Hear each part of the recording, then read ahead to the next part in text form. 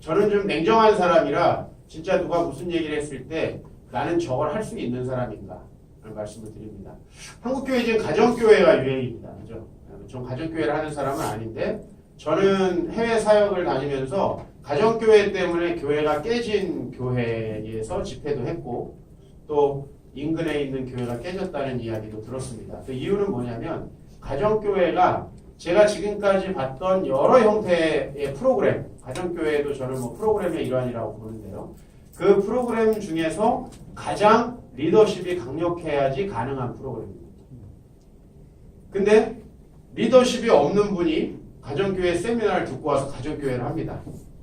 그러니까 그 리더십이 미치지 못한 상태에서 그걸 하라고 강요하니까 그나마 조용히 다니려고 그랬는데 교회를 깨버리는 거예요. 그나마 놔뒀으면 조용히 다녔을 분들인데, 그러니까 우리가 어떤 종류의 리더십을 가지고 있고 어떤 종류의 복음관, 교회관을 갖고 있느냐, 그래서 그거를 내 달란트에 맞춰서 어떻게 펼쳐내느냐 하는 건 모든 분들이 다를 수밖에 없어요. 그것까지 남에게 해달라고 하면 한 2천만 원 들여서 컨설팅을 받으셔야 돼요. 그거는 개인적으로 해줄 수 있는 게 아니고 또 남이 해주는 건 틀릴 가능성이 많이 있어요. 그래서 여러분들과 저의 사역을 나누는 건 이런 방식으로 사역을 하라는 게 아니고 이런 방식으로 이런 교회론을 펼쳐냈다. 여러분들이 비평도 하시고 또 저 사람의 성격과 교회관과 이런 부분이 맞았고 이렇게 해서 이런 변화가 있었다면 나는 어떤 방식으로 할 것인가 그런 생각도 해봐야 됩니다. 물론 여기 계신 분들 중에 저보다 목회적인 경험도 많으신 분들도 있고 또 실제로 지금 숫자적으로나 여러 면에서 성장을 많이 하신 교회들도 있습니다. 그리고 대형 교회에서 부교역자로 계신 분들도 여러분 여기 계시고요. 근데 다 제가 답을 드릴 수는 없어요. 전 몰라요. 제가 말씀드렸죠. 우리 교회에서 어떻게 설교해야 될지 올해 이제 비로소 정리가 됐어요. 제가 늦는 걸 수도 있고 여러분보다 좀 여러 부분에서 부족한 것일 수도 있지만 저는 하여튼 그 하나하나 새롭게 정립해 나가는 게 좀 어려웠다는 말씀을 드리고 싶고요. 좀 저희 이야기를 좀 해보도록 하겠습니다. 우선 저희는 5대 사역이라 그랬는데 저는 사실 이 숫자를 되게 싫어해요. 제가 몇 가지를 하고 있는지 사실은 안 세요. 우리 성도가 정확히 몇 명이 등록되어 있는지도 사실 지금 모릅니다. 많아서가 아니에요. 그냥 몰라요, 진짜. 그냥 몰라요. 한 성인들은 100명 정도 되지 않나 싶어요. 그리고 애들은 46명인가 한 7명 정도 요새 또 새로 와가지고 한 50명 된다고 보여지는데 그 정도가 다니고요. 대부분 우리 교회를 다니는 사람들은 교회를 열심히 다닙니다. 그렇게 안 하면 좀 불편한가 봐요. 그래서 그렇게 다니고 있고요. 저희가 굳이 이제 5개로 나누자면은 이 왜 5개로 이렇게 나눴냐면 제가 교회론들 책들 목사님들 쓴 책을 보니까 다 본인들이 뭐 하고 있는지 1, 2, 3, 4 이렇게 썼더라고요. 그래서 저는 썼어요. 어쩔 수 없이 썼고 목사님들은 궁극적으로 뭘 하냐고 물어보시니까 또 쓸 수밖에 없었다는 말씀을 드립니다. 먼저 설교 중심적 회중 예배라고 제가 이렇게 말씀드렸습니다. 저희가 소그룹 예배라는 걸 하고 있기 때문에 그것과 대칭해서 어떤 용어가 필요했는데 대예배, 소예배는 아닌 것 같고요. 공예배, 사예배도 아닌 것 같아요. 난 이런 용어가 왜 한국교회에 있는지 잘 모르겠고 그런 용어를 저희 교회는 전혀 쓰지 않습니다. 그냥 예배라고 할 때는 일반적으로 회중 예배를 얘기하고 소그룹을 할 때 저희는 소그룹 예배라고 아까 비디오 하나 보셨지만은 그렇게 이야기하고 있습니다. 뭐 교회에 오신 지 얼마 안 된 분들은 셀이라는 용어를 사용하는데 셀이라는 용어가 주는 이미지가 뭡니까? 번식이잖아요. 번식, 세포. 이건 저희가 추구하는 게 아니에요. 저희는 하나님의 통치를 받아들이는 그런 소그룹이기 때문에 저희는 그냥 소그룹 예배라는 표현을 사용한 거예요. 그러니까 이름을 다양하게 어느 교회는 둥지라고 하기도 한대요. 둥지, 마을, 목장, 주로 다 동물이죠. 새나 이렇게 양, 소 이런 쪽으로 가는데 저희는 그냥 사람으로 취급합니다. 그래서 소그룹 예배라고 하는데 어쨌든 제가 왜 설교 중심적 회중 예배라고 하냐면 우리 예배관이 아마 종교개혁으로부터 출발했다는 걸 좀 우리가 같이 이해를 해야 될 것 같습니다. 종교개혁은 성경 중심으로 돌아가기 위해서 예배 스타일을 획기적으로 바꾼 건데요. 그것은 바로 설교 중심적 예배입니다. 지금 우리 같은 예배를 카톨릭이나 정교에선 드리지 않죠. 다 예식 중심의 예전 중심입니다. 예전이라는 건 이런 거예요. 성경을 직접 가르치는 게 아니고요. 이 사람들이 무식하다라고 가정을 하고 그것을 다 함축적인 의미로 담아서 어떤 종류의 예식을 함으로써 느끼게 만드는 거예요. 이게 예전이에요. 종교개혁은 성경을 직접 가르치기 시작한 겁니다. 그래서 여러분 유럽에 가보면 이게 개신교회들 오래된 데 가보시면은 높아요. 우리보단 당연히 높은데 설교자가 어디서 나오냐면 뻐꾸기 시계 아시죠? 뻐꾸기 시계처럼 이게 공중에서 나옵니다. 설교자가. 이게 창문을 열어다오 할 때 한 2층쯤에서 나오는 것처럼 2층에서 문 열고 나와가지고 설교하고 들어갑니다. 그리고 사실 이 밑에는 뭐가 되어 있냐면 중세 예배당처럼 성찬상만 있어요. 여기가 강단이 있는 게 아니고 강단은 여기 하늘에서 따로 달려 있어요. 그래서 참 저도 가서는 나와봤는데 뻐꾸기인가 사람인가 내가 좀 느낌이 이상한 느낌이 들어요. 거기서 설교한다는 게 좀 이상한데 어쨌든 설교단이라는 걸 따로 만들었고요. 그 다음에 예배의 중심을 설교로 뒀어요. 이것은 목회자에게 굉장히 막중한 책임이 주어진다는 걸 의미합니다. 그렇죠? 예배의 중심에 목사의 설교가 있다는 게 얼마나 부담스러운 거예요. 사실은 예전은 여러분들이 뭐 도술 부리는 것도 아닌데 특별히 차이가 없습니다. 예전은. 그죠? 뭐 도포자락을 뭐 무슨 색깔로 두르느냐. 네? 좀 말을 좀 천천히 하고 아소서 뭐 이렇게 하면서 하더라고요. 카톨릭 평화방송 보니까. 근데 어쨌든 예전은 사제들의 역할이 크게 중요하지 않아요. 그래서 설교는 너무나 설교자의 역할이 중요합니다. 설교 중심의 회중예배. 저게 우리 개신교의 전통이었고 성도들에게 하나님의 말씀, 복음의 진리를 직접적으로 전달하는 데는 매우 큰 유익이 있으나 수많은 이단들을 발생시킬 수 있고 목사가 얼마든지 자기의 개인적인 사설들을 남발할 수 있다는 단점이 있는 거죠. 특히 복음 이해가 잘못된 사람이 설교를 한다 그러면 예배 전체가 망칠 수도 있습니다. 성령과 진리의 근거에서 드리는 예배가 자체가 설교 하나 때문에 다 깨져버립니다. 그래서 사실은 저는 우리의 예배에 설교가 굉장히 중요하다고 생각을 하고요. 지금 우리 개신교회가 뭐 어떤 분들은 예전을 강조해야 된다 가지고 매주 성찬식 하자고 하는데 그거 여러분 종교개혁자들의 후회가 아니에요. 칼빈이 그랬다? 500년 전이라니까요. 칼빈이 그랬다 할지라도 이게 점차적으로 우리 개신교에서는 예배의 중심이 분명 예전이 아니라 설교입니다. 그건 왜냐하면 성경으로 돌아가기 위해서입니다. 우리의 역할이 되게 중요하다는 것을 분명히 좀 인식해야 되고요. 이 회중 예배는 사실 한국교회 안에서 많은 대중들을 지금 한참 유행하는 이제 살충제 계란 어떤 사역이래요. 어떤 사육 때문에 이게 된 거죠. 촘촘하게 닭장에다 놓고 사육해서 된 거죠. 제가 교회를 개척하고서 장의자를 처음에 놨었어요. 근데 장의자를 놓고 목회하는 제가 성도들을 바라볼 때 딱 닭처럼 보이는 거예요. 촘촘하게 붙어서 예배 끝나면 또 주차장이 복잡하니까 나가야 돼요. 무조건. 가야 돼요. 이런 식의 예배가 아니고 어떻게 우리가 삶을 서로 나눌 수 있는가, 어떻게 하나님의 통치가 우리의 삶까지 내려올 수 있는가, 주의를 새롭게 구성을 한 거예요. 그래서 첫 번째는 설교 중심적 회중 예배를 드리는데 결국은 설교가 어떻게 복음을 선포하느냐가 중요해요. 왜? 우리는 예전으로다가 보여줄 게 아니기 때문에. 여러분 카톨릭 교회 어때요?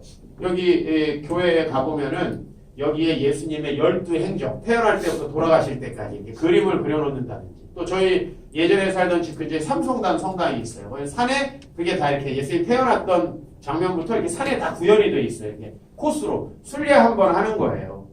그거는 성경은 읽지 않고 그냥 몸으로 느끼고 받아들이는 예전적인 거예요. 근데 우리는 그렇게 하지 않죠. PBS니 무슨 본문 성경 공부니 해가지고 단어 하나까지도 꼬투리 잡아서 우리는 연구를 합니다. 그죠? 그런 식의 GBS 시대를 저희들이 어렸을 때 보냈잖아요. 그래서 설교 중심적 회중 예배를 하는 데 있어서 제일 중요한 건 설교자이고 설교자가 어떻게 복음을 포괄적으로 이해하느냐. 하는 겁니다. 이게 정말 우리 개신교 예배에서는 어쩔 수 없이 너무너무 중요할 수밖에 없고 결국은 이것은 교회에서 안문 역할을 합니다. 사실 설교라는 걸 통해서 모든 사람들이 회심하고 변화되고 주의 말씀을 알게 되는 것은 아닙니다. 사실 솔직히 얘기해서 설교는 30분의 일방통행이잖아요. 진리를 선포하고 하나님을 만나게 하는 그러한 예전의 역할을 하지만 한계는 분명히 있습니다. 그러나 모든 교회가 결국은 모든 사역의 중심은 저기에 초점을 맞출 수밖에 없습니다. 저는 전도하는 가장 좋은 방법은 가장 잘 준비된 예배에 참석시키는 것이다 이렇게 생각을 하거든요. 왜냐하면 저 주일 예배만큼 여러분들이 신경 쓰지 않잖아요. 수요 예배, 주일 예배처럼 준비하시는 분. 왠지 수요 예배는 좀 떨어지게 느껴지죠. 새벽 기도를 동일하게 준비하시는 분. 아마 거의 없으실 겁니다. 저 예배를 가장 우리는 핵심적으로 중요하게 여기고 준비하게 돼 있거든요. 그리고 성가대도 저 때 서야 제일 우리 교회는 없지만 찬양팀도 저 때 서는 사람이 메인이라고 생각하죠? 그죠? 저희들은 메인 보컬. 메인 드럼이라고 생각을 합니다. 그만큼 준비됐고 저희들이 모든 역량을 쏟아붓죠. 그리고 저 예배를 통해서 사실은 저희들이 크리스찬임을 서로 고백하고 공감하게 됩니다. 그러나 저는 이 예배를 닭장에서 드리고 나가는 걸로 사람이 변화되지 않는다는 건 한국교회가 130년 동안 충분히 경험을 했다고 보여집니다. 사실은 한국 사회가 과거에 이제 두 번째로 넘겨주세요. 사실은 교육 수준이 매우 낮았습니다. 교육 수준이 낮은 사람들의 특징은 뭐냐면 스스로 무엇을 하기가 어렵다는 거예요. 그래서 여러분 과거의 예배 형태를 보세요. 구역 예배. 대예배랑 똑같아요, 사실. 그냥 한 사람이 어차피 떠드는 거예요. 그쵸? 모든 예배가 어차피 한 사람이 떠드는 거예요. 나머지는 그냥 앉아있는 형식이에요. 그렇게 우리는 종교를 구현해 왔습니다. 그런데 그거는 언제까지 가능한 거냐면 나머지가 조용히 앉아있고 싶을 때까지만 가능한 거예요. 이 사람들이 자기가 얘기하고 싶은 게 생기고 질문도 생기고 의문이 생긴다면 그 다음부터는 그 방법은 그렇게 통하는 방법이 아닐 수밖에 없죠. 그래서 사실은 저희들이 이제 제가 핵심으로 두었던 것은 하나님의 통치를 초청하는 소그룹 예배예요. 한국에 사실은 소그룹 사역이 되게 많습니다. 또 다양한 이름으로 불리워집니다.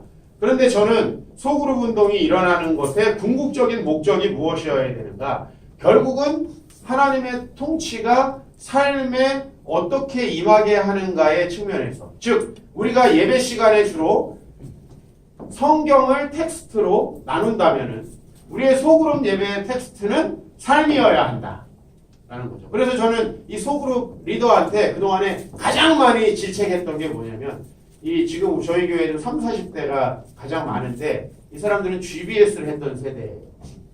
그래서 한 사람이 주로 주도하고 뭘 가르치려고 하는 성향을 갖고 있어. 그래서 가르치지 말라 라는 얘기를 제일 많이 했어요. 여기다가 뒤에 저만의 특유의 독설. 너 나보다 잘 가르쳐? 저 이걸 항상 뒤에 붙였어요. 너 나보다 잘 가르쳐? 가르치지 마. 가르치는 건 내가 할 거야. 내가 할 거니까 너가 말씀 속에서 어떻게 살 건지에 대해서 얘기해. 넌 사회자야. 이 얘기를 계속 했어요. 사회자야. 얘기할 순서 정하고 너도 얘기해.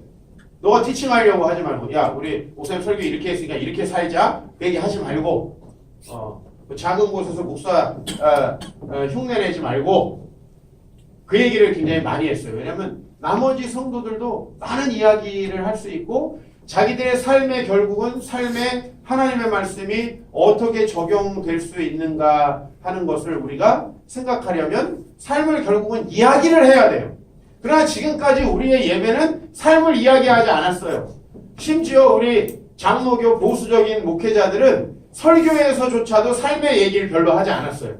그래서 뭐 제가 예전에 학교 다닐 때 많이 들었던 얘기가 우리 합동 측 설교는 하늘에서 내려오지 않는다. 계속 하늘에 머물러 있다 하늘에서 끝나는 거예요. 분명히 주기도문은 땅에서 이루어지는데 하늘에서 내려오지 않는다. 그러니까 성도들이 두 가지 문제가 있어. 하나는 자기의 삶에 다가오지 않고요. 두 번째는 자기가 그 하늘의 진리를 아는 것으로 신앙생활을 되게 잘한다고 생각하는 거예요. 왜? 삶의 문제를 다루지 않기 때문에. 그리고 그것을 되게 은혜로운 설교라고 얘기하고 삶을 다루기 시작하면은 바로 또 펠라기우스가 우리 머릿속에 떠올라요. 이런 식의 심각한 문제들이 우리 안에 있었습니다. 저희는 예배가 끝나면 제가 3년차 때 장의자를 다 버리고요. 교회에 다 접이식 의자로 바꿨어요. 왜냐하면 장의자가 제가 하는 킹덤 처치와 전혀 안 맞는다는 것을 하고 나서 알았어요. 알았으면 처음에 바꿨을 텐데 말하자면 저희 교회 초창기의 교회는 그냥 이게 꼬랑지는 여전히 달리고 발만 나온 대가리는 올챙인 그런 정도의 모습이었던 것 같아요. 그러니까 개혁적인 모습이 조금만 있었지만 전혀 뭐 앞뒤가 안 맞는 좀 밸런스가 맞지 않는 그런 교회였고 그런 것들을 이렇게 바꿔가기 시작했고요. 저희 소그룹 사역에 대해서 관심이 많아가지고 많은 교회에서 제가 가서 세미나도 했고 또 저희 교회 프로그램을 개척하면서 그대로 가져간 교회들이 있는데 잘 안 돼요. 왜 안 되냐면은 일단 설교가 이 소그룹 신학을 받쳐주질 않아요. 양육이 소그룹 신학을 받쳐주지 않아요. 제가 최근에 어느 세미나에 갔었는데 놀랬던 건 한국에서 그래도 하나님 나라 꽤 열심히 한다라는 건데 그분도 신학 공부를 예전에 해서 그런지 신학과 교회론이 밸런스가 맞지 않더라고요. 이런 문제들이 우리한테 있으면 성도들은 이걸 왜 해야 되는지 동기를 잃어버려요. 저희 교회 뭐 성도들이 있으면 제가 거짓말을 못합니다. 저희는 소그룹 사역을 섬기고 싶어하는 사람이 소그룹 리더 할 수 있는 TO보다 훨씬 많아요. 네, 그래서 당신은 이번에 그만둬라. 제가 잘라요 항상. 이번에 그만둬라. 그리고 또 소그룹 리더를 하면 대체로 좋아해요. 왜냐면 성도들 전체가 소그룹을 잘 이해하고 잘 참석하거든요. 여러분 소그룹 사역할 때 실패하는 게 이런 거예요. 리더들 어거지로 동기부여해서 세워놨는데 나머지가 자꾸 점심 먹고 도망가는 거예요. 그럼 굉장히 이제 소그룹 사역하기가 힘든 거예요. 그리고 이제 목사님들이 모여가지고 야 너는 이렇게 사람들 관리를 못하냐. 목사가 못하는 겁니다.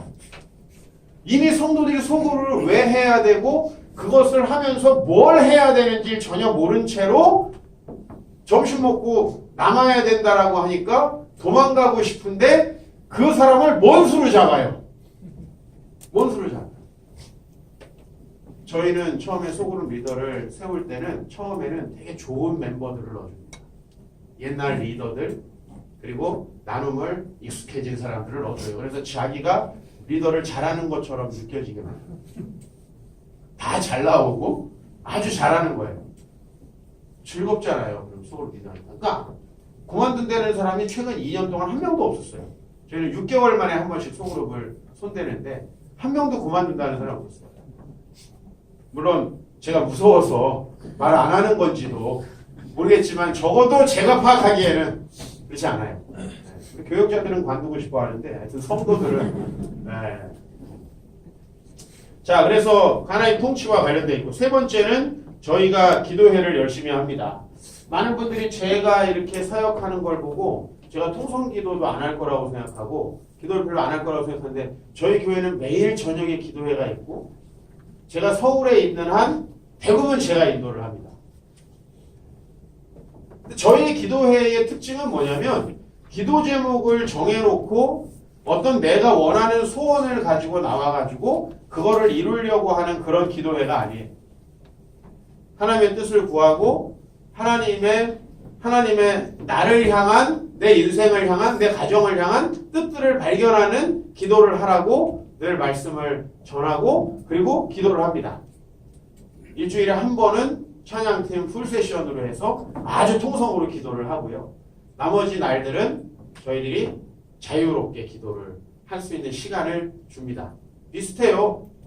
틀리지 않아요. 다른 교회랑. 다른 교회도 금요 철야만 빼놓고 나머지는 다 새벽에 조용히 기도하잖아요. 비슷합니다. 그렇게 기도를 하는데요. 저희가 기도회가 많은 편이에요. 저희는 토요일까지 하니까.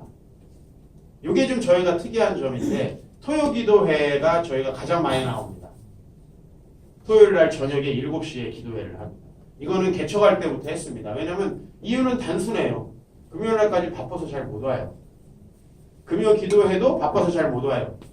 토요일은 보니까 다 놀고 있더라고. 그래서 시작했어요. 많이 오더라고요. 그래서 한 거예요. 그냥 성도들이 할 수 있는 시간에 한 거예요. 새벽 기도회보다 저녁 기도회가 많이 오기 때문에 그때 한 거예요.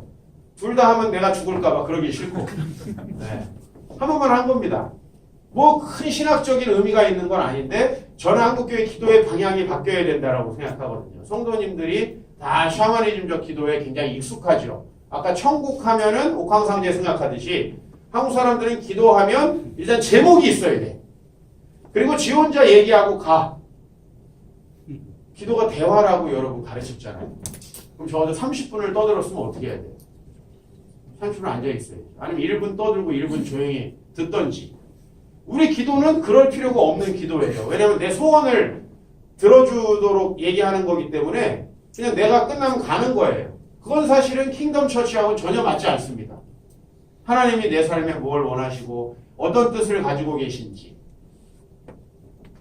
저는 결혼에 대해서도 그렇게 이야기를 해요. 좋은 배우자를 달라고 기도하지 마라. 누구 인생을 조지려고 하냐. 너가 좋은 배우자가 되게 해달라고 기도해라. 그리고 너 문제에 집중해라. 처음에 기분 되게 나빠합니다. 배우자가 얼마나 중요한데. 저도 알아요. 내가 어렸을 때 우리 아버지에게 들은 말 중에 목회하면서 진짜 진리구나라고 여기는 건 주 예수 그리스도가 아니고 목사의 절반이 사모 때문에 목회를 못한다. 이 얘기는 정말 진리인 거예요. 내 주위의 동료의 목회자들을 보니까 정말 맞는 얘기예요. 물론 사모님이 그렇게 되기까지 목사가 얼마나 잘했겠어요. 뭐 다 상호작용인 건데 우리 아버지가 그 얘기 난 그때 하고 있을 때가 아니고 그냥 학생이었는데 그 얘기 잊혀지지가 않아요. 자, 우리가 기도의 방향을 바꿔야 된다. 저의 제자훈련 책의 11과에 보면은 하나님 나라를 구하는 기도라고 아예 따로 한 과가 있어요. 그러니까 우리 성도님들은 우리가 왜 이렇게 하고 있는지를 그 교재들을 양육받으면서 이해를 하는 거예요. 아, 목사님이 왜 저렇게 기도를 하는구나. 그리고 저는 기도, 한 구절, 한 구절, 저는 그렇게 안 해요. 모든 주제를 통전적으로 설명합니다. 성경 전체에서 통전적으로. 내가 제일 수준 낮다고 생각하는 게 새벽 기도 열심히 해야 된다 그러면서 새벽에 도우시기로다. 성경 찾아보니까 저녁에도 도와. 정오에도 기도한다 그러고 예수님은 실제로 복음서에 3번 기도하는 장면이 나오는데 2번이 밤이야. 이거 왜 이렇게 말도 안 되는 짓을 하나요? 옛날 성도들이 순종했던 건 몰라서예요. 믿음이 좋아서가 아니라 그런 성경이 있는 자체를 모르니까 목사가 딱 따서 주면 성경에 그 얘기만 나오는 줄 아는 거예요. 근데 요새 자꾸 읽다 보니까 다른 얘기가 나온다는 걸 알게 된 거예요. 판도라의 상자가 열린 거예요. 제가 아까도 말씀드렸지만 알리스토 맥그레스가 뭐라고 그랬냐면 기독교 굉장히 위험한 사상이다. 카톨릭에 비해서. 왜요? 아니 성경을 다 그냥 읽게 까놓고 그러면 우리가 어떤 위험성이 있어요?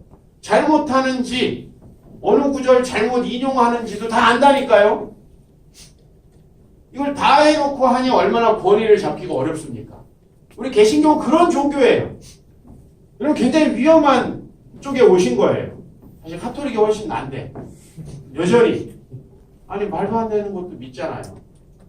물론 우리는 많은 부분을 안 가르쳐 왔는데 130년이 지났고 이제 한국교회 성도들은 우리가 안 가르치는 걸 알기 시작했어요.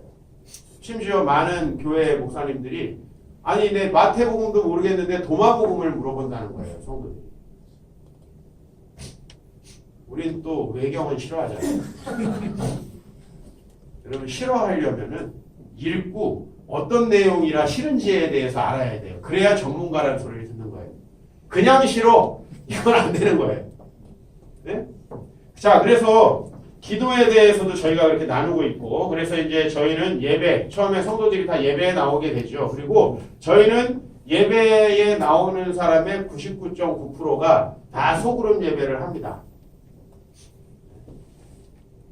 이거는 오래간의 설득의 과정이고 지금은 이제 워낙 다수가 하니까 거부할 수 없는 하나의 물결로. 그리고 소그룹에 참석하면 그렇게 좋다고 그래요. 아, 난 그게 너무 감사해요. 우리 교회 새가족이 오면 일단은 애들을 대부분 데리고 오는 경우가 많은데 애들이 주일학교가 재밌대요. 아, 난 참 다행이라고 생각해요. 내가 주일학교를 안 해서. 내가 분명히 재미가 없을 텐데 주일학교가 재밌대니까 엄마가 안 나오려다가 주춤하는 거예요. 애가 재밌대는데. 그래서 나오게 되는 거예요. 그게 참 감사하고 아이들이 주중에 엄마 그거 찬양 틀어줘 이렇게 얘기한다는 거예요. 주일학교 때. 그래서 이거 참 감사하고요. 그 다음에 또 소그룹에 가면 예배 때보다 반응이 훨씬 좋아요. 예배만 드리고 아 이게 다녀야 되나 하다가 소그룹을 하고 나면 아 다녀야겠다. 얼마나 좋습니까? 그죠? 그래서 그렇게 하고 이제 이렇게 하신 분들이 기도회에 나오기 시작하고요. 자, 그러면 이제 저희가 주일을 한번 주일만 따로 제가 한번 구성을 해볼게요. 주일날 저희가 예배를 드립니다. 이거는 전통적인 예배의 그냥 설교의 내용만 좀 새롭다고 이렇게 보시면 될 것 같습니다. 그런데 그 이후에 뭐가 있냐면 점심 식사를 겸한 소그룹이 있습니다. 그럼 그 이후에 뭐 하느냐? 저희가 그 이후에 한 달에 한 번 직접 이웃들에게 봉사를 나갑니다. 이제 네 번째가 이거예요. 하나님 나라를 살아내는 훈련으로서의 이웃 봉사와 단기 선교. 제가 좋아하는 노래가 있어요. 그건 뭐냐면 사랑은 아무나 하나. 눈이라도 마주쳐야지. 사실 우리가 뭐 어려운 이웃을 도와줘야 된다. 강도 만난 자의 누가 이웃인가 이런 설교는 하면서 한 번도 강도 만난 자 만나본 적이 없어요. 한 번도 어려운 이웃을 도와본 적이 없어요. 저희 교회 지금 사역하다가 명지대학교에 사역하는 목사가 있는데 그 목사가 우리 교회에 와서 뭐라 그러냐면 목사님 저 봉사활동 처음 해봐요. 목사인데 봉사활동을 처음 해본대요. 장애인들 처음 만나보고 독거노인 처음 만나본대요. 어떻게 사랑하나요? 어떻게 사랑하나요? 그래서 제가 뭔가를 주일날 희생시켜야겠다고 생각했고 그게 성가대였던 거예요. 뭔가 하나가 희생해야 한다. 그걸 없애고 밖으로 나가자. 저희는 3시가 되면 다 끝나요. 그때 이제 준비해서 5곳으로 흩어져서 봉사를 하는데 그것이 저는 하나님 나라를 살아내는 중요한 훈련이라고 생각을 하고요. 또 저희 교회 이렇게 교회에서 양육받는 걸 저희는 양육, 밖으로 나가는 걸 훈련이라고 이렇게 얘기하는데 뭐 그 개념이야 여러분들이 어떻게 잡으시던 말에 저희가 1년 연중으로 직장인들이 언제든 휴가 나가고 선교 갈 수 있도록 항상 선교가 갔다 오면 또 다른 거 준비하고 갔다 오면 또 다른 거 준비 1년 내내 이게 항상 돌아가고요. 이제 10월 달에 우리 큰 연휴가 있잖아요. 저희가 벌써 올해 1월에 다 티켓팅을 끝냈어요. 우리 10월에 네팔에 갑니다. 빨리 티켓팅을 하는 이유는 돈을 절약하기 위해서예요. 얼리버드로. 그리고 저희 교회는 티켓팅을 자기가 개인적으로 다 해요. 그래서 다 돈 내는 게 틀려요. 머뭇거리고 늦게 신청하는 사람 돈 많이 내는 거. 네. 빨리 믿음으로 결단한 사람. 그리고 우리는 그게 신청이에요.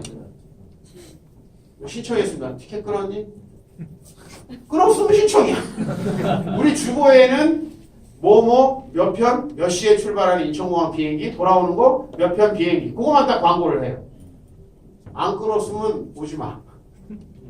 모이면 안 오는 거예요. 안 끊었어. 안 끊었는데 끊은 것을 신청으로 봅니다.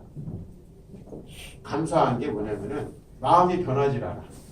돈이 일단 들어갔기 때문에 취소하는 경우가 거의 없습니다. 근데 내가 옛날에 교회에서 단기 선교하면 진짜 짜증나는 게 한 2주 전에 간다 그랬다가 1주 전에 안 간다 그랬다가 3일 전에 간다 그랬다가 끊었는데 취소해. 내가 진짜 속으로는 가지마 이 자식. 이 얘기가 나오는데 목사를 못했어요. 티켓팅으로 바꾸고 그런 말 자체를 할 필요가 없어. 끊었니? 이건 끝나는데. 끊었니? 아니 그리고 취소할 때도 돈 들잖아요. 쉽게 취소를 못해. 얼리버드 항공권은 최소 10만 원 취소 피가 다 붙어요. 그렇기 때문에 좋은 방법이라고 생각이 들어요. 근데 저는 하여튼 저거를 1년 내내 가요. 성도님들과 함께. 저것이 하나의 중요한 훈련이 돼요. 그래서 제가 저 가는 곳도 아주 신중하게 선정을 합니다. 왜냐하면 우리 성도들이 가서 우선 그분들이 거기 있는 사역자들 자체가 킹덤을 살아내는 분들이어야 돼요. 그렇지 않으면 가서 은혜를 못 받아요. 갔는데 뭐 성도들 비유나 맞춰주려고 그러고 이렇게 적당히 사역하는 데는 안 되고 프로그램을 빡세게 열심히 사역을 할 수 있는 곳을 그리고 저희는 이웃 봉사하는 것도 돈만 달라고 그러는 데는 돈도 안 주고 안 갑니다. 우리를 필요로 해야 된다. 우리가 가서 노동력으로 뭔가 할 수 있는 곳이어야 된다. 이렇게 해서 저희가 저걸 하고 있고 이게 왜 하냐면 하나님 나라는 설교 시간에 절대 이루어지지 않고요. 소그룹 시간에 이루어지는 게 아니에요. 이제 살아내야 되는데 그런 이웃들을 만나야 그 사람들이 어떻게 살지를 알더라고요. 그리고 참 감사해해요. 봉사하러 나가라 그러면 힘들 것 같죠. 목사님, 우리 진짜 이런 기회를 갖기가 어렵고 사회생활 하다 보면 저렇게 하기가 어려운데 저런 기회를 주셔서 너무 감사합니다. 제 나중에 소원은 봉사하기 위해서 한 3년 대기해야 되는 교회를 소그룹 리더 섬기고 싶어? 번호표 뽑고 2020년쯤 될 것 같아요. 기도로 준비하고 있어. 지금 현재 어느 정도 현실화되고 있어요. 하고 싶다고 해서 들어올 자리가 없어요. 또 관둬야 되는데. 지금 그렇게 저희들이 사역을 하고 있고요. 실제로 단기 선교도 매번마다 안 갈 것 같지만 다 돈 내고 휴가 내서 지원합니다. 저희 알다시피 대학생이 저희 교회 별로 없어요. 왜냐하면 저희 교회가 개척을 하는 애들이 커봤자 12살, 13살이에요. 저희 교회는 최고 나이 많은 애가 중2입니다. 걔도 중간에 오래해요. 한 5살 때쯤 오래해요. 그래서 다 어립니다. 청년부로 아무도 올라오지 않습니다. 앞으로도 5년 동안 안 올라올 거예요. 왜냐면 중2이기 때문에. 저는 올라오는 애들이 없어서 청년들은 전도될 애들만 있어요. 모든 대부분의 선교를 다 직장인들이 갑니다. 그걸 통해서 저희들이 삶으로 이 킹덤 처치를 실천하고 있고요. 그 다음에 마지막으로 저희가 그러면은 어떻게 예배야 그래 나와서 예배 드린다 쳐요. 소그룹 사역, 기도회, 그 다음에 우리 이웃 봉사와 단기 선교로 사람들을 불러 모을 수 있느냐는 거예요. 저희는 배려 없습니다. 모든 프로그램에 다 돈 내야 돼요. 저희 교회는 공짜가 하나도 없어요. 주일 점심도 다 돈 내고 먹어요. 사서 본인들이 직접 주문해가지고 소그룹별로. 진짜 은혜 없는 교회. 진짜. 왜냐면 공짜가 하나도 없으니까요. 뭐 교회에서 양육한다, 교재를 사준다. 우리는 천만에 그런 거 없어요. 간식비까지 다 내야 돼요. 근데 왜 이 프로그램에 그러면 사람들이 들어오느냐? 저는 이거라고 봅니다. 하나님 나라 스피릿을 공유하는 거. 아까 우리 교회 청년 비디오 보셨는데 아직 리더 좀 하다가 지금 리더 못하고 있는 친구예요. 리더 중간에 잠깐 했는데 하나님 나라 스피릿을 공유하는 겁니다. 저는 이거에 이제 제 초점을 다 맞췄어요. 지금 저희 교회에 있는 성도들 한 80% 정도는 저하고 거의 비슷하게 스피릿을 공유하고 있다고 보고 사실은 준 사역자 같이 사역을 기쁨으로 해주시는 분들이 많습니다. 사실 저희 교회는 이렇게 노는 사람이 별로 없어요. 다 맞벌이고 바쁘고 오늘 여기 봉사하러 오신 분들도 우리 형제분들은 다 비즈니스 있는데 오늘 하루 오프하고 오신 거예요. 근데 제가 그러라고 전혀 얘기한 적이 없어요. 근데 함께 섬기고 싶다고 해서 저는 그래서 두 가지 양육을 주로 하는데요. 하나님 나라 성경 통독이라고 여러분 이제 하나님 나라 관점으로 구약 관통, 신약 관통 넥서스에서 나온 책인데 그 책을 가지고 이제 성경 통독을 하고요. 그 다음에 하나님 나라 관점을 제자 훈련. 두 가지예요. 하나는 성경을 가르치는 거고 하나는 기독교 신앙이 무엇인가를 가르치는 거예요. 그러니까 하나는 스토리텔링적 접근이고 하나는 사변적이고 테마적 접근이에요. 이 두 가지로 왜? 사람들의 사고의 유형은 그 두 가지입니다. 여러분들도 교회에 오시면은 성경을 궁금해하는 사람이 있고 그 다음에 주제를 물어보는 사람이 있어요. 동성애가 성경적으로 왜 안 되는 거예요? 이렇게 주제로 접근해요. 그 다음에 비교종교학적으로 왜 기독교만이 진리예요? 이렇게 접근하는 사람들은 제자 훈련 속에 답이 있습니다. 그리고 성경 자체를 어떻게 보고 성경이 얘기하는 복음이 뭔지 성경 자체를 이해하고 싶은 사람들에게는 성경 토독이. 저 두 가지 중에 하나에는 반드시 사람은 은혜를 받게 돼 있고 자기 신앙의 문제가 해결되게 돼 있고요. 저는 저 앞에 하나님 나라라는 말이 중요하다고 생각을 해요. 성경 통독 한국에 굉장히 많이 있습니다. 제자훈련, 저는 오카는 목사님 정신을 받아서 성경적으로 평신도들을 훈련시킨다는 개념으로 제자훈련이라는 단어도 사용한 거예요. 그러나 앞에 있는 관점 자체가 좀 다릅니다.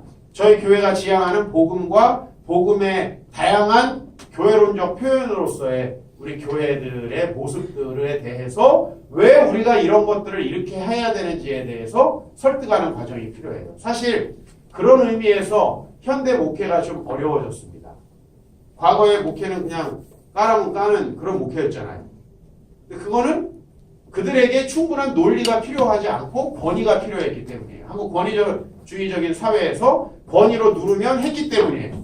지금은 절대 그렇지가 않지 않습니다. 여러분 자녀들 키워보셔서 알잖아요. 여러분 자녀들이 까라면 깝니까? 왜 까는데요? 이렇게 물어본다고요. 네? 지금 그런 시대가 아니에요. 그런데 옛날 목사님들이 그렇게 기도하고 밀어붙이면 됐다고 하니까 밀어붙이는데 제가 말씀드렸잖아요. 아무리 칼빈 옹이든 어거스틴 옹이든 우리 시대에 사는 분들이 아니잖아요. 우리는 우리 시대에 사는 분들이 어떻게 답을 찾고 있는지에 대해서 관심을 좀 기울여야 하고 그분들을 우리 존경해야 되는 게 뭡니까? 자, 로마가 멸망했을 때 정말 하나님 나라와 로마의 교회를 어떻게 이해해야 되는가? 이게 하나님의 도성이에요.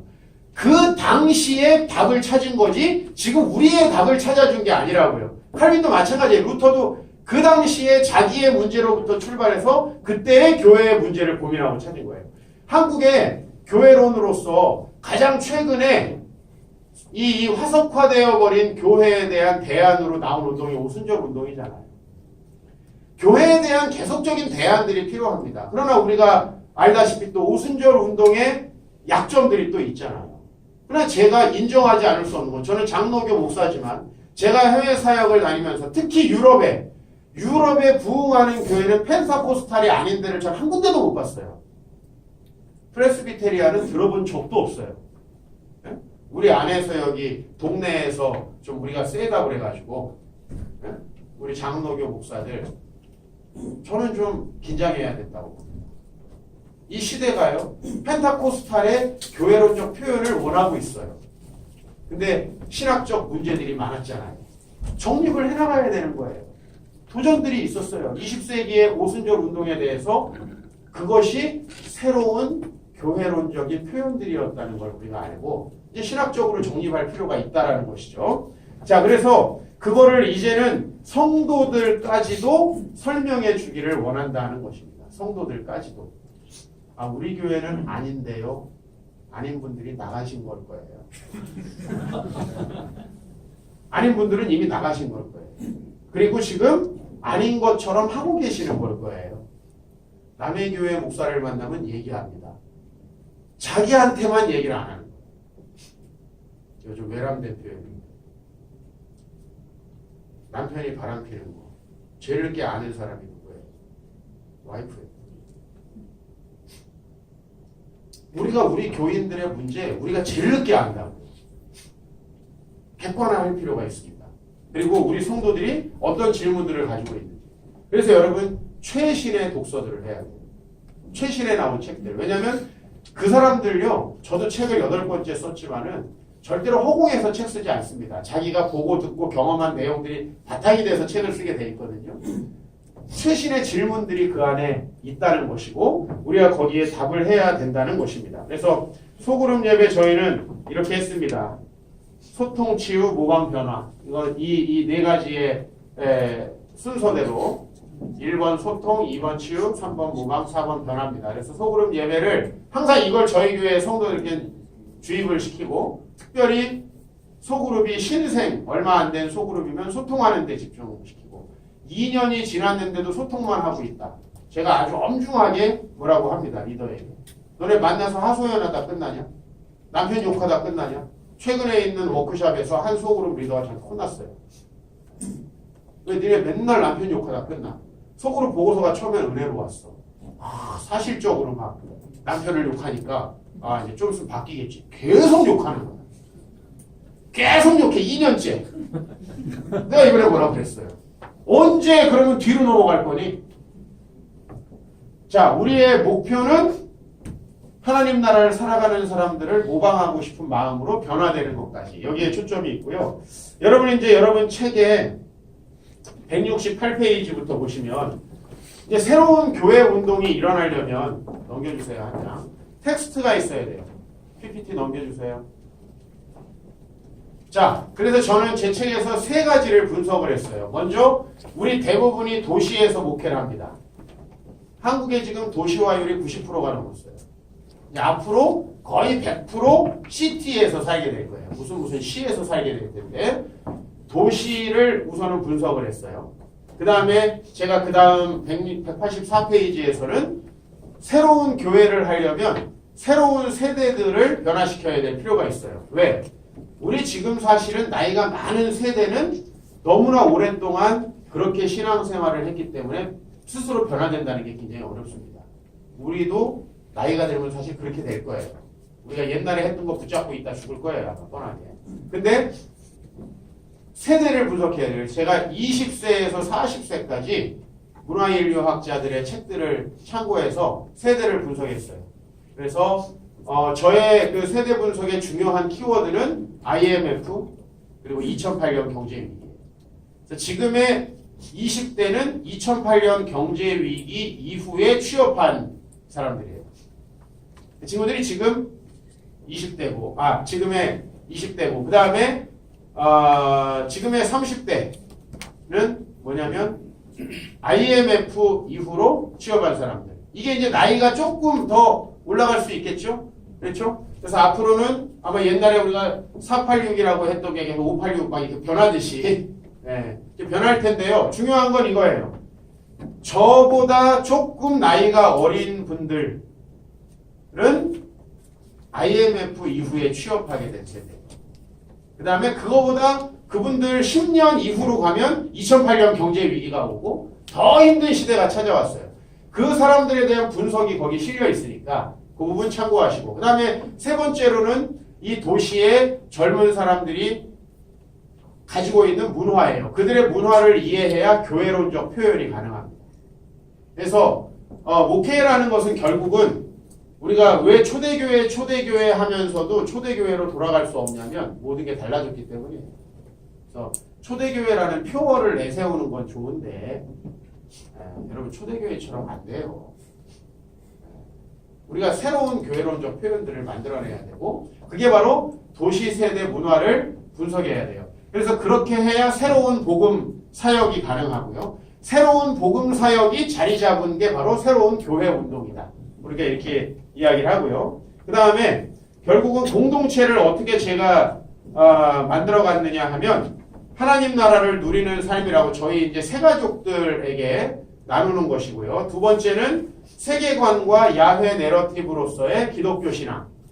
저는 기독교에 대한 변증을 여기서 시도합니다. 즉 지금 저희 교회에도요 예수를 아직 안 믿는 분들이 몇 분 있습니다. 제가 최근에 아주 그 친구의 카카오 스토리에 포스팅된 글을 보고 크게 은혜를 받았어요. 본인은 전혀 기독교 신앙을 믿을 생각이 없는데 오히려 지금 기독교가 주장하는 윤리를 비판하는 사람들에 대해서 비판하는 글을 쓰면서 자기는 믿고 싶다 라는 생각까지 바뀌었어요. 그리고 그 친구가 이번에 제자훈련을 어제부터 시작을 했어요. 굉장히 놀라운 변화예요. 그래서 저는 기독교를 우리가 이제 이해하게 하기 위해서 완전 수평교인이고 딴 교회 교역자들이라면은 킹덤 처치에 안 맞아요. 또 새로 불러오자니 안 믿어요.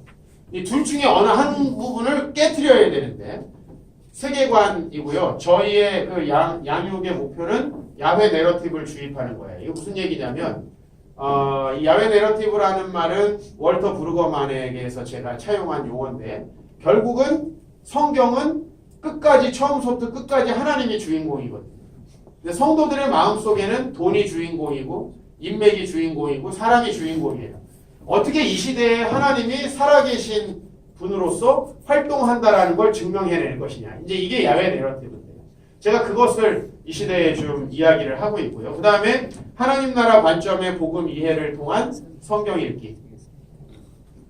최근 성도들은 성경을 보려고 하는 마음이 많아요. 그리고 특별히 통전적으로 전체를 이해하려는 마음들이 많아요. 과거에는 성도들의 지식이 짧다 보니까 어떤 주제에 대해서 프루프 텍스팅을 하는 쪽으로 성경을 주로 읽었어요. 하나 본문 거기에다가 관련되는. 여러분 옛날에 온누리 1대1 제자의 성경 공부 그런 게 다 그런 식이잖아요. 어떤 주제에 대해서. 그러나 성경 전체가 무엇을 이야기하고 있는지 최근에 좋은 책들이 많이 나와 있습니다. 그리고 하나님 나라를 살아가는 삶의 훈련으로서 이웃봉사 단기선교하고 이 중간에 지금 하나가 빠졌는데 여러분의 성품 속의 하나님 나라 여러분의 훈련책 오늘 나눠드렸는데요. 저희는 이걸로 다 1대1을 하려고 해요. 1대1. 왜냐면은 사실 하나님의 나라 거대 담론은 좋지만 한 사람 한 사람들에게 들어가 보면은 이 시대의 환경 때문에 좌절하는 청년들 너무 많고요. 그 다음에 자기의 과거의 상처와 분노 문제 때문에 좌절하는 친구 너무 많고요. 걱정과 염려에 가득 차 있는 안정을 추구하는 여성들의 문제 너무 많고요. 그 다음에 우리가 훈련해야 될 개별적인 주제들이 있는데 저희는 그것은 대화를 통해서 자기 삶이 고백되어져야 한다고 봐요. 그래서 소그룹과 소그룹 리더와의 1대1을 통해서 성품 그리고 마지막으로 진짜 삶을 훈련하게 해서 나가서 살아가는 건 이제 본인들이 살아야 되겠죠.